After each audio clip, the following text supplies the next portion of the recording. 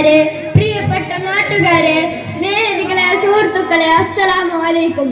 നബി സല്ലല്ലാഹു അലൈഹി വസല്ലമ ഒരു ദിവസം സ്വഹാബാക്കളോടൊപ്പം ഖബറാളികളുടെ അരികിലൂടെ സഞ്ചരിക്കുകയായിരുന്നു. നബി സല്ലല്ലാഹു അലൈഹി വസല്ലമ അടുത്തുള്ള 2 ഖബറുകൾ ചൂണ്ടി, ഈ 2 ഖബറിലുള്ളവരും ശിക്ഷിക്കപ്പെടുകയാണെന്ന് പറഞ്ഞു. അല്ലാഹുവിന്റെ പ്രവാചകരെ, എന്തിനാണ് അവർ ശിക്ഷിക്കപ്പെടുന്നത്?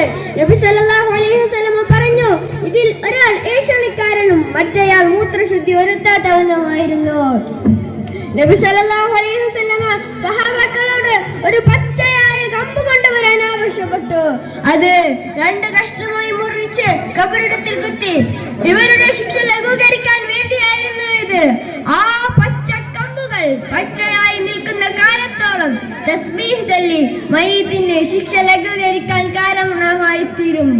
ശുദ്ധിയുടെ പ്രാധാന്യം എടുത്തു കാട്ടാനാണ് ഞാൻ ഈ സംഭവം പറഞ്ഞത്.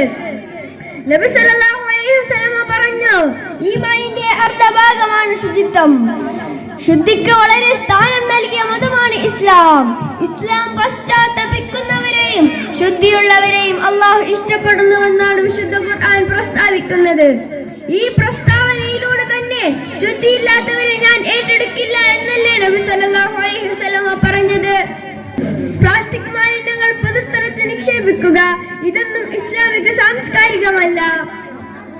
മാലിന്യമുക്തമായ അന്തരീക്ഷത്തിൽ ജീവിക്കാൻ അല്ലാഹു നമുക്ക് തൗഫീഖ് നൽകട്ടെ. ആമീൻ. അസ്സലാമു അലൈക്കും.